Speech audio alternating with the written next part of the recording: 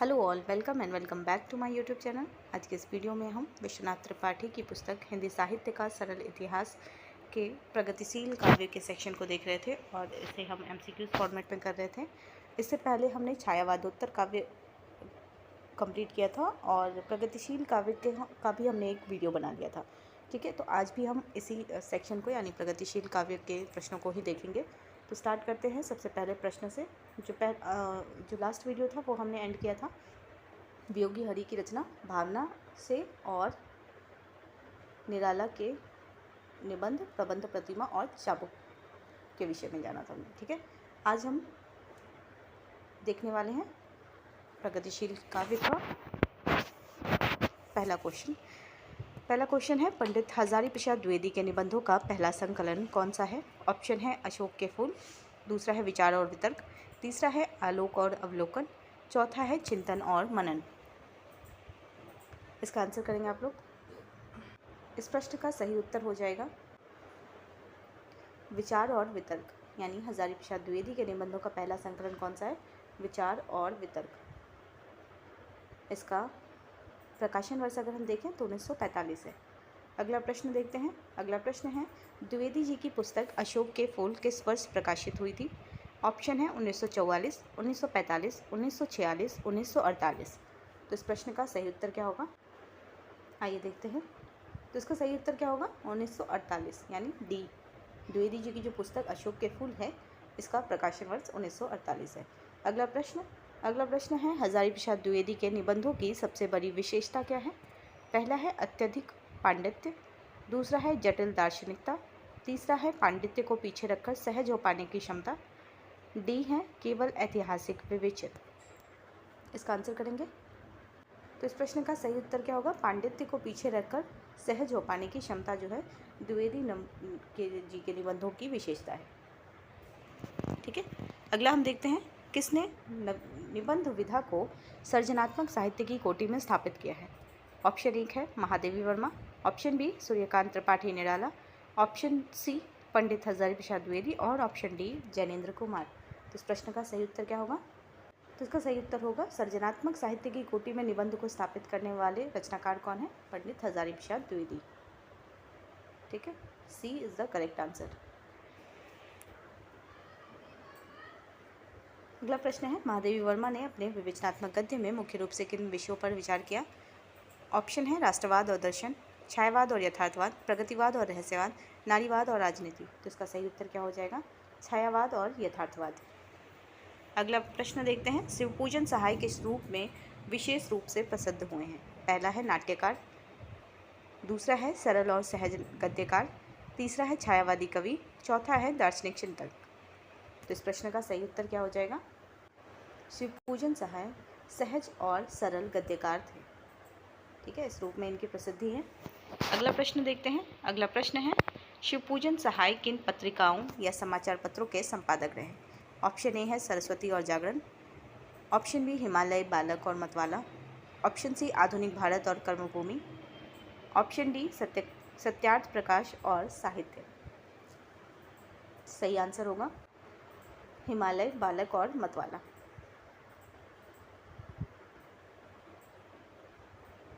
अगला देखते हैं। अगला प्रश्न है, भारतेंदु युग में कौन सा साहित्यिक रूप सबसे प्रधान था? ऑप्शन ए कविता, ऑप्शन बी नाटक, ऑप्शन सी उपन्यास, ऑप्शन डी निबंध। इसका सही आंसर होगा ऑप्शन बी नाटक। भारतेंदु युग में कौन सा विधा महत्वपूर्ण था और यह प्रसिद्ध था? तो वह नाटक विधा। अगला है, भारतेंदु युग के बाद नाट्य लेखन की स्थिति क्या रही? ऑप्शन ए और अधिक समृद्ध हुआ, बी धीरे धीरे लुप्त हो गया, सी कुछ कम हो गया, ऑप्शन डी केवल अनुवाद किए गए। तो इसका सही उत्तर क्या होगा कि जो नाट्य लेखन की जो परंपरा थी वो भारतेंदु युग के बाद बहुत कम हो गई। अगला प्रश्न देखते हैं, भारतेंदु युग के बाद नाटक के क्षेत्र में महत्वपूर्ण कार्य किसने किया? Option A Pandit Dwivedi, option B Jaishankar Prasad, option C Nirala और ऑप्शन डी राहुल सांकृत्यायन। तो इसका सही उत्तर क्या हो जाएगा? जयशंकर प्रसाद ने भारतेंदु युग के बाद नाटक के क्षेत्र में महत्वपूर्ण योगदान दिया। तो option B is the correct answer. अगला है, जैनेन्द्र कुमार, शियाराम सरन गुप्त, राहुल सांकृत्यायन, पदुमलाल पुन्नालाल बख्शी, बाबू गुलाब राय, सद्गुरु शरण अवस्थी आदि इस काल के या इस युग विशेष के उल्लेखनीय निबंधकार हैं। अगला प्रश्न देखते हैं, हिंदी नाटकों से हटाई जाने लगी संरचना का कौन सा अंश उल्लिखित है? ऑप्शन ए नांदी और मंगलाचरण, ऑप्शन डी संवाद विन्यास, ऑप्शन सी पात्र संख्या, ऑप्शन डी कथानक विस्तार। तो हिंदी नाटकों से पूर्व की अगर हम बात करें तो संस्कृत नाट्यशास्त्र या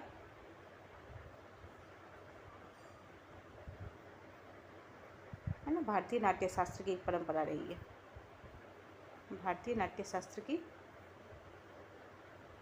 या प्राचीन भी कह सकते हैं आप इसे, ठीक है, प्राचीन नाट्यशास्त्र। तो प्राचीन नाट्यशास्त्र में क्या परंपरा थी कि वहाँ पे मंगलाचरण, नांदी या पात्रों के का उदात्त चरित्र, सुखांत नाटक आदि क्या थे, विशेष गुण थे, है ना, पाश्चात्य काव्य शास्त्र में या प्राचीन नाट्यशास्त्र में, ठीक है। तो प्राचीन नाट्यशास्त्र की इस विशेषता को हटा दिया गया हिंदी नाटकों में। जैसे ही हिंदी नाटक का प्रारंभ हुआ उसमें से क्या हुआ, प्राचीन नाट्यशास्त्र की जो भी उल्लेखनीय जो विशेषताएं थी उनको हटा दिया गया। तो उनमें से कौन सा अंश हटा दिया गया है? ये ऑप्शन में है नांदी और मंगलाचरण, संवाद विन्यास, पात्र संख्या और कथानक विस्तार। तो इस प्रश्न का सही उत्तर क्या हो जाएगा? जो मंगलाचरण और नांदी जो प्राचीन नाट्यशास्त्र में हुआ करते थे वो हिंदी नाटकों से हटा दिए गए, ठीक है।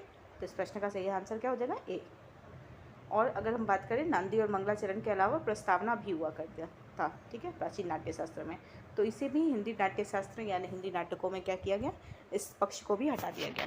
अगला प्रश्न है, विस्कंभक और प्रवेशक का विधान हटने लगा और विदूषक के स्थान पर क्या रखा जाने लगा। फिर वही तुलना हो रही है, प्राचीन नाट्यशास्त्र से हिंदी नाटक की तुलना हो रही है, ठीक है। प्राचीन नाट्यशास्त्र के प्रणेता कौन है, आप कमेंट सेक्शन में इसे ज़रूर बताइएगा। वैसे इसका आंसर है भरत मुनि। तो प्राचीन नाट्यशास्त्र में विस्कंभक और प्रवेशक का विधान हुआ करता था और विदूषक का भी विधान हुआ करता था वहाँ। तो हिंदी नाटकों में हम क्या देख रहे हैं कि विस्कंभक और प्रवेशक की जो चीज़ें हैं ये सब कुछ हटा दिया गया है और विदूषक की जगह क्या हो गया है, के स्थान पर क्या रखा जाने लगा है। तो ऑप्शन है धार्मिक पात्र, नारी पात्र, मनोरंजक पात्र या कथावाचक। तो इसका सही आंसर क्या हो जाएगा? विदूषक के स्थान पर क्या रखा गया? मनोरंजक पात्र, ठीक है। अगला देखते हैं, अगला है ऐतिहासिक नाटक लिखने वालों में से कौन सा साहित्यकार उल्लिखित नहीं है। पहला है Jaishankar Prasad, option B doctor Ram Kumar Verma, option C Premchand, option D Seth Govind दास। तो इस प्रश्न का सही उत्तर क्या हो जाएगा? प्रेमचंद जो है वह ऐतिहासिक नाटककार नहीं है। तो जयशंकर प्रसाद ऐतिहासिक नाटककार है, राम कुमार वर्मा है और सेठ गोविंद दास है, ठीक है। अगला प्रश्न देखते हैं, गोविंद वल्लभ पंत और हरिकृष्ण प्रेमी का भी नाम क्या होता है? ऐतिहासिक पात्रों में ऐतिहासिक नाटककार के रूप में गिना जाता है, ठीक है। अगला देखते हैं, उग्र द्वारा लिखे गए नाटक का नाम क्या है? पहला है ध्रुव स्वामिनी, दूसरा है महात्मा ईशा, तीसरा है चंद्रगुप्त और चौथा है भारत दुक्कड़ी। तो इसका सही आंसर महात्मा ईशा जो है वह उग्र द्वारा लिखित नाटक है, ठीक है। उग्र यहाँ पांडे बेचन शर्मा उग्र है, पांडे बेचन शर्मा उग्र। अगला है, प्रसाद के नाटकों पर किस काल की समस्याओं का प्रभाव दिखाई देता है? पहला है 18वीं शताब्दी, दूसरा है 19वीं शताब्दी, तीसरा है 20वीं शताब्दी, चौथा है 21वीं शताब्दी। तो प्रसाद के नाटकों पर किस काल की समस्याओं का प्रभाव दिखाई देता है? तो इसका सही उत्तर क्या हो जाएगा? 20वीं शताब्दी, सॉरी 20वीं यानी सी, 20वीं शताब्दी इसका सही उत्तर होगा। अगला है, सामाजिक समस्याओं पर नाटक लिखने वालों में लक्ष्मी नारायण मिश्र और उपेंद्रनाथ अश्क तथा भुवनेश्वर का भी नाम प्रमुख है, ठीक है। सामाजिक समस्या की अगर हम बात करें तो लक्ष्मी नारायण मिश्र, उपेंद्रनाथ अश्क और भुवनेश्वर। अगला देखते हैं, अगला है, चंद्रगुप्त नाटक में कौन सा प्रमुख पात्र सूत्र संचालक है? चंद्रगुप्त नाटक, इस प्रश्न में देखें, चंद्रगुप्त नाटक का जो प्रकाशन वर्ष है 1931 दिया गया है। तो इसमें जो प्रमुख पात्र हैं उसका सूत्र संचालक कौन है इस नाटक का? ऑप्शन है चंद्रगुप्त, स्कंदगुप्त, चाणक्य, देवसेना। आंसर करेंगे तो इसका सही उत्तर क्या हो जाएगा? चाणक्य क्या है? सूत्र संचालक है। अगला देखते हैं। अगला है स्कंदगुप्त, 1928 इनका प्रकाशन वर्ष है। और नाटक की नायिका जो है देवसेना है। किस प्रकार का पात्र मानी जाती है? पहला है यथार्थवादी, दूसरा है छायावादी, तीसरा है ऐतिहासिक, चौथा है सामाजिक। स्कंदगुप्त नाटक का पहले तो प्रकाशन वर्ष आपको याद रखना है। इस नाटक की नायिका कौन है? देवसेना है। तो ये दूसरा प्रश्न हो गया। तीसरा प्रश्न पूछा जा रहा है, ये जो नायिका है वो किस प्रकार की नायिका मानी जाती है? आंसर करेंगे। इसका सही उत्तर क्या हो जाएगा? छायावादी। जो देवसेना है वो छायावादी नायिका है। अगला प्रश्न देखते हैं। अगला प्रश्न है ध्रुव स्वामिनी नाटक किस समस्या से जुड़ा है? तो ध्रुव स्वामिनी का प्रकाशन वर्ष क्या हो जाएगा? 1933। और दूसरा प्रश्न पूछ रहा है नाटक किस समस्या से जुड़ा है? ऑप्शन है राष्ट्रीय एकता, बी पुनर्विवाह और नारी शोषण, सी विदेशी आक्रमण, डी धार्मिक सुधार। इसका सही उत्तर क्या हो जाएगा? पुनर्विवाह और नारी शोषण। B is the correct answer. Next question है प्रसाद के नाटकों में किस भावना का विशेष रूप से चित्रण मिलता है? ऑप्शन है सांप्रदायिकता, ऑप्शन बी विश्व बंधुत्व और राष्ट्रीयता, ऑप्शन सी आर्थिक सुधार, ऑप्शन डी औद्योगिकरण। तो इस प्रश्न का सही उत्तर क्या हो जाएगा? विश्व बंधुत्व और राष्ट्रीयता। अगला प्रश्न है प्रसाद के नाटकों पर कौन सा आरोप लगाया जाता है? तो इसका ऑप्शन है वे आर्थिक धार्मिक प्रवृत्ति के हैं, बी वे अभिनय योग्य कम हैं, सी उनमें सामाजिक समस्याएं अनुपस्थित हैं, डी उनमें भावुकता का अभाव है। तो प्रसाद के नाटकों पर क्या आरोप लगाया जाता है कि वे अभिनय योग्य नहीं है, यानी रंगमंच की दृष्टि से उनके जो नाटक हैं वह अभिनय नहीं हैं।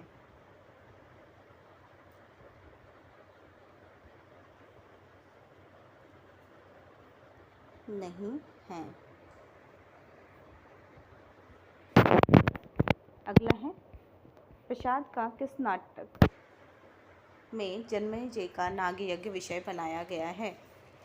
Option A Chandragupta, option B Skandagupta, option C Janamejaya का नागयज्ञ और ऑप्शन डी ध्रुव।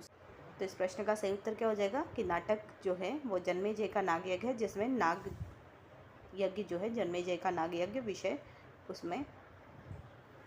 उस पर आधारित वह नाटक है। अन्य नाटक अगर हम बात करें प्रसाद के अन्य नाटकों में तो अजातशत्रु है, विशाख है, कामना है, राजश्री है। सेम इसे भी उसी रूप में याद करना है जैसे मैंने छायावादी काव्य के समय बताया था कि जितने भी छायावाद के प्रमुख कवि या रचनाकार हैं उनकी जब भी आप रचनाओं को याद करेंगे तो क्रमवार याद करना है, यानी प्रकाशन क्रम के अनुसार उनको याद करना है। उसी तरीके से प्रसाद के नाटकों और प्रसाद के काव्यों को भी इसी अनुरूप याद करना है, उनके कहानी संग्रहों को भी इसी अनुरूप याद करना है। क्योंकि प्रसाद हमारे क्या है, छायावाद युग के भी हैं, नाटककार के रूप में भी विख्यात है, निबंधकार के रूप में भी विख्यात है। तो जो भी ऐसे रचनाकार जो आपको लगते हैं कि जो बहुमुखी प्रतिभा है, यानी वो एक नाटककार भी हैं, एक उपन्यासकार भी हैं, तो उनकी रचनाओं को विशेष रूप से आपको याद करना है। ठीक है, अगला प्रश्न हम देखते हैं दांडे नाटकों पर किस आंदोलन का प्रभाव स्पष्ट रूप से देखा जाता है? ऑप्शन ए सुधार आंदोलन,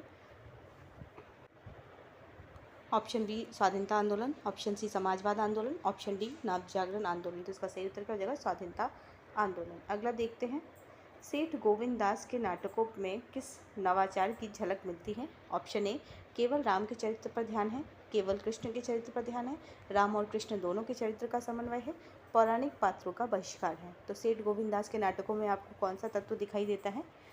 तो इसका सही आंसर क्या हो जाएगा? इसका सही आंसर है राम और कृष्ण दोनों के चरित्रों का समन्वय हमें दिखाई देता है किनके नाटकों में? सेठ गोविंद दास के नाटकों में। अगला है कर्तव्य इनका नाटक है। ठीक है, एक और चीज़ क्या है कि सेठ गोविंद दास का एक नाटक क्या है? कर्तव्य। ठीक है, अगला प्रश्न है श्री गोविंद वल्लभ पंत का सबसे प्रसिद्ध नाटक कौन सा है? ऑप्शन है Radha, option B Rajmukut, option C Matsyagandha और ऑप्शन डी स्कंदगुप्त। आंसर करेंगे तो इस प्रश्न का सही उत्तर क्या हो जाएगा? श्री गोविंद वल्लभ पंत का सबसे प्रसिद्ध नाटक क्या है? राजमुकुट है। ठीक है, अगला है लक्ष्मी नारायण मिश्र ने नाटक को नया मोड़ किस नाटक से दिया? ऑप्शन ए राजमुकुट, ऑप्शन बी 1 तोले अफीम की कीमत, ऑप्शन सी मुक्ति का रहस्य, ऑप्शन डी चरवाहे। तो इसका सही उत्तर क्या हो जाएगा? मुक्ति का रहस्य। यानी इस नाटक से हिंदी नाटक को नया मोड़ दिया किसने? लक्ष्मी नारायण मिश्र ने। मुक्ति का रहस्य जो इनका नाटक है वह 1932 में लिखा गया, और सिंदूर की होली जो इनका चर्चित नाटक है और इसका जो है वह 1934 ईस्वी में प्रकाशन वर्ष है। ठीक है, मुक्ति का रहस्य 32 और सिंदूर की होली 34। अगला प्रश्न देखते हैं। समस्या नाटक मुख्यतः किस पर आधारित होते हैं? ऑप्शन ए पौराणिक कथाएं, ऑप्शन बी सामाजिक रीति रिवाज, ऑप्शन सी समकालीन जीवन की समस्याएं और ऑप्शन डी धार्मिक अनुष्ठान। तो इस प्रश्न का सही उत्तर क्या हो जाएगा? इसका सही उत्तर होगा सी समकालीन जीवन की समस्याएं। अगला है, शुक्ल जी के अनुसार एकांकी किससे तुलनीय है? ऑप्शन ए लघु उपन्यास से, ऑप्शन बी कहानी से, ऑप्शन सी महाकाव्य से, ऑप्शन डी खंड काव्य से। उत्तर क्या हो जाएगा? शुक्ल जी के अनुसार एकांकी जो है वह कहानी से तुलनीय है। अगला प्रश्न है, एकांकी साहित्य की श्रीवृद्धि किन लेखकों ने की है? ऑप्शन ए प्रसाद दिनकर मैथिली शरण गुप्त, ऑप्शन बी रामकुमार वर्मा उपेंद्रनाथ अश्क भुवनेश्वर, ऑप्शन सी गोविंदास पंत मिश्र, ऑप्शन डी अज्ञे प्रेमचंद सूर्यकांत त्रिपाठी निराला। तो इस प्रश्न का सही आंसर करेंगे आप लोग। एकांकीकार के रूप में हम जिन्हें जानते हैं वो हैं रामकुमार वर्मा, उपेंद्रनाथ अश्क और भुवनेश्वर। तो एकांकी साहित्य की श्रीवृद्धि करने वाले कौन हैं? रामकुमार वर्मा, उपेंद्रनाथ अश्क और भुवनेश्वर। अगला प्रश्न देखते हैं, रामकुमार वर्मा की प्रसिद्ध एकांकी कौन सी है? ऑप्शन है राजमुकुट, 10 मिनट, स्कंदगुप्त, सूखी डाली। तो इस प्रश्न का सही आंसर क्या हो जाएगा? रामकुमार वर्मा की प्रसिद्ध एकांकी कौन सी है? 10 मिनट। रामकुमार वर्मा की ही एकांकी है 1 तोले अफीम की कीमत और स्वर्ग का कमरा।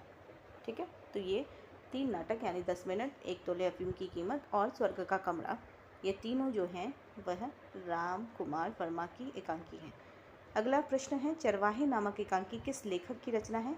ऑप्शन ए है उपेंद्रनाथ अश्क, ऑप्शन बी है रामकुमार वर्मा, ऑप्शन सी है भुवनेश्वर, ऑप्शन डी है उदय शंकर भट्ट। तो इसका सही आंसर क्या हो जाएगा? चरवाहे जो हैं वह उपेंद्रनाथ अश्क की एकांकी है। अगला प्रश्न देखते हैं, उससे पहले हम देख लेते हैं अश्क की अन्य एकांकी को। अश्क की हैं चरवाहे, जो अभी आपने क्वेश्चन में देखा, लक्ष्मी का स्वागत, सूखी डाली और पहेली। ठीक है, तो सूखी डाली भी अश्क का है, पहेली भी अश्क का है, लक्ष्मी का स्वागत भी उपेंद्रनाथ अश्क का है और चरवाहे भी उपेंद्रनाथ अश्क की एकांकी है। ये चारों जो हैं वे एकांकी हैं। अगला पॉइंट हम देखते हैं, हरिकृष्ण प्रेमी की जो रचना है या एकांकी अगर हम कह सकते हैं इसे, शिव साधना है और रक्षाबंधन है। हरिकृष्ण प्रेमी का नाटक कह सकते हैं या फिर एकांकी कहें, शिव साधना और रक्षाबंधन। अगला है, उदय शंकर भट्ट ने पौराणिक आधार लेकर राधा, विश्वामित्र और मत्स्यगंधा आदि 3 नाटकों की रचना की। तो उदय शंकर भट्ट के नाटकों का नाम क्या क्या है? राधा, विश्वामित्र और मत्स्यगंधा। अगले हैं भुवनेश्वर। भुवनेश्वर ने एकांकी लिखी है स्ट्राइक और प्रतिभा का विवाह। ये दोनों जो एकांकी या नाटक जो हैं वो किसके हैं? भुवनेश्वर के हैं। अगला पॉइंट है, शुक्ल जी ने लिखा है एकांकी। शुक्ल जी का यह कथन कहाँ से उद्धृत है? विश्वनाथ त्रिपाठी की पुस्तक से ही। ठीक है, तो ये कथन, इस कथन में वो कह रहे हैं कि एकांकी जो है वो भारतीय साहित्य में कोई नई विधा नहीं है। 1 अंक वाले का उपरूपक हमारे यहाँ बहुत पहले से माने गए हैं। एकांकी में समय की बचत होती है और कथ्य को अधिक धारदार ढंग से प्रस्तुत किया जाता है। तो यहाँ पे एक चीज़ देख लेने की है कि नाटक और एकांकी में अंतर क्या है कि जब 1 अंक में जब कोई नाटक लिखा जाए तो उसे हम क्या कहते हैं? एकांकी कहते हैं।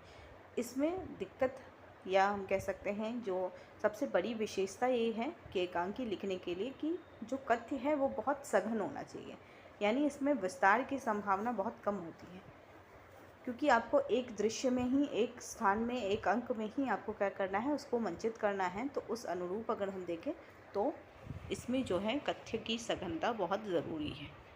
ठीक है, तो शुक्ल जी ने भी इसे क्या कहा है कि एकांकी में समय की बचत होती है और कथ्य को अधिक धारदार ढंग से प्रस्तुत किया जा सकता है। ठीक है, और नाटक में तो अंकों की बहुलता होती ही है, पात्रों की भी बहुलता होती है। एकांकी में पात्र भी कम होते हैं। तो इस अनुरूप देखें तो एकांकी और नाटक में एकांकी जो है वो ज़्यादा प्रभावशाली और सामाजिक जो है दृष्टि से अगर कहें तो वो ज़्यादा धारदार होती है। ठीक है, तो वीडियो को यहीं पे एंड करते हैं और प्रगतिशील काव्य जो है हमारा कंप्लीट हो गया। इसके बाद हम स्वातंत्रोत्तर काव्य को देखने वाले हैं अगले वीडियो में। वीडियो को यहीं पे एंड करते हैं। वीडियो को एंड तक देखने के लिए थैंक यू सो मच।